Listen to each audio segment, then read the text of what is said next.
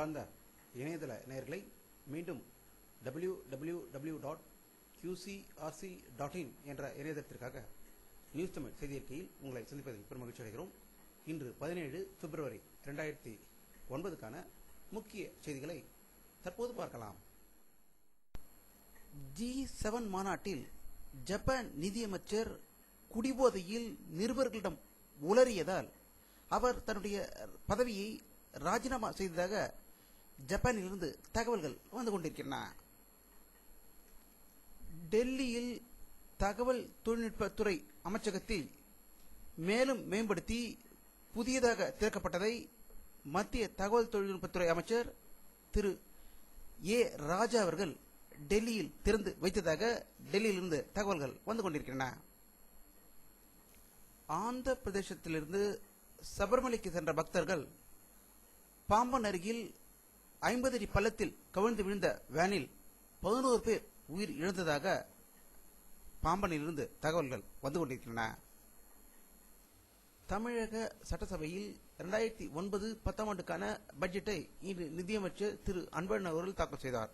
இதில் புதிய வரிகள் எதுவும் விதிக்கப்படவில்லை என்றும் அதே சமயம் ஏராளமான சலுகைகள் அறிவிக்கப்பட்டுள்ளதாக தகவல்கள் வந்து கொண்டிருக்கின்றன.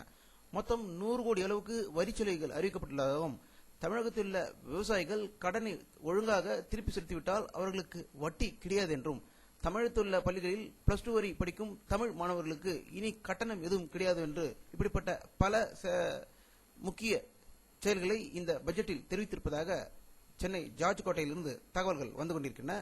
இதற்கிடையில் தமிழகத்தில் திமுக ஆட்சியில் தமிழக முதல்வர் திரு கருணாநிதி அவர்கள் இல்லாமல் பட்ஜெட்டை சமர்ப்பிப்பது இதுவே முதல் முறை என்பது குறிப்பிடத்தக்கது. தமிழக சட்டசபையில் இன்று பட்ஜெட் கூட்டம் ஆரம்பிக்கும் முன்பு எதிர்க்கட்சி தலைவர் துணைத் தலைவர் திரு ஓ பன்னீர்செல்வம் தலைமையில் பட்ஜெட்டை புறக்கணித்து சட்டசபையை விட்டு வெளிநடப்பு செய்ததாகவும் அவர்கள் நெசவாளர்களுக்கு மின்சாரம் வழங்காமல் நெசவு தொழில் நலிந்து வருகிறது என்றும் மத்திய மாநில அரசுகள் இலங்கை தமிழ் மக்களை காப்பாற்ற எந்த ஒரு முயற்சியும் எடுக்கவில்லை என்று பல குறைபாடுகளை கூறி சட்டசபையை விட்டு வெளிநடப்பு செய்ததாக தலைமைச் செயலகத்திலிருந்து தகவல்கள் வந்து கொண்டிருக்கின்றன. நாகை மாவட்டம் வேதாரண்யத்தில் நடந்த சிபிஐ நிதி அளிப்பு பொதுக்கூட்டத்தில் பேசிய திரு த பாண்டியன் அவர்கள் இந்தியாவிலிருந்து அனுப்பி வைக்கப்பட்ட ரேடார்கள், டேங்குகள் ஆகியவற்றைதான் இலங்கை ராணுவம் தமிழர்களுக்கு எதிராக பயன்படுத்தி வருகிறது என்றும் இவை அனைத்தும் ஆவடி டேங்க் ஃபேக்டரியிலிருந்து அனுப்பப்பட்டவை என்று கூறியதாக தகவல்கள் வந்து கொண்டிருக்கின்றன. தமிழக அரசு தாக்கல் செய்துள்ள 2009-10 ஆண்டுக்கான பட்ஜெட் தொலைநோக்கற்ற ஆரோக்கியம் இல்லாத பட்ஜெட் என அதிமுக பொதுச் செயலாளர் செல்வி ஜெயலலிதா அவர்கள் விமர்சித்துள்ளதாக தகவல்கள் வந்து கொண்டிருக்கின்றன. பாமக தலைவர் டாக்டர் ராமதாஸ் அவர்கள் காங்கிரஸ் தலைவர் திரு சோனியா காந்தியை இன்று சந்தித்து இலங்கை பிரச்சனையில் மத்திய அரசு மேலும் அழுத்தமான நடவடிக்கை எடுக்க வேண்டும் என்று வலியுறுத்தியதாக டெல்லியில் இருந்து தகவல்கள் வந்து கொண்டிருக்கின்றன. இலங்கை தமிழர் பாதுகாப்பு இயக்கம் சார்பில் இலங்கையில் போர் நிறுத்தத்தை வலியுறுத்தி தமிழகம் முழுவதும் மனித சங்கிலி அணிவகுப்பு நடத்தப்பட்டதாகவும் சென்னையில் தொடங்கி கன்னியாகுமரி வரை இந்த மனித சங்கிலி அணிவகுப்பு மிக சிறப்பாக நடந்ததாக தமிழகத்துள்ள அனைத்து பகுதிகளிலிருந்தும் செய்திகள் வந்து கொண்டிருக்கின்றன. ராஜபாளையம் தீப்பெட்டி ஆலையில் ஏற்பட்ட பயங்கர தீ விபத்தில் 4 பெண்கள் உடல் கருகி உயிர் இழந்ததாக தகவல்கள் வந்து கொண்டிருக்கின்றன.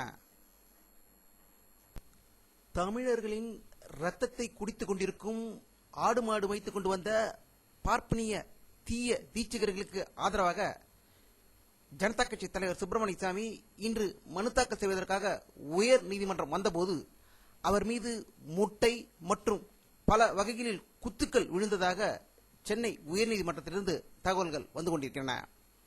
இதை பற்றி நம்முடைய அரசியல் வல்லுநரிடம் கருத்து கேட்டபோது சீமான் புதுச்சேரியில் சொன்ன வார்த்தையை இன்று வக்கீல்கள் செய்துவிட்டார்களோ என்று கருத்து தெரிவித்திருக்கிறார்கள். ஈழ தமிழர்கள் பிரச்சினைக்காக மத்திய அரசு நடவடிக்கை எடுக்க கோரி மதுரையில் வழக்கறிஞர்கள் ஆர்ப்பாட்டம் நடத்தினர். இந்த கண்டன பேரணியில் காங்கிரஸ் கொடி எரிக்கப்பட்டதாகவும் காங்கிரஸ் தலைவர் திரு சோனியா காந்தி மீது செருப்பு வீசி அடித்ததாகவும் அந்த பகுதியில் உள்ள தந்தி அலுவலகத்தின் மீது கல் வீசப்பட்டதாகவும் தகவல்கள் வந்து கொண்டிருக்கின்றன. வானிலை அறிக்கை 17 பிப்ரவரி 2009 பிற்பகல் 4:30 மணி அளவில் எடுக்கப்பட்ட சேட்டலைட் புகைப்படத்தை தற்போது பார்த்துக் கொண்டிருக்கிறார். தமிழகத்தில் மேகமூட்டம் எதுவும் தெரியாது. இந்த படத்தில் காணலாம். இத்துடன் இந்த செய்தி அறிக்கை நிறைவடைகிறது. மீண்டும் நியூஸ் தமிழ் செய்தி அறிக்கையில் உங்களை சந்திக்கும் வரை உங்களிடமிருந்து விடைபெறுவது உங்கள் கே பாலாஜி. நன்றி.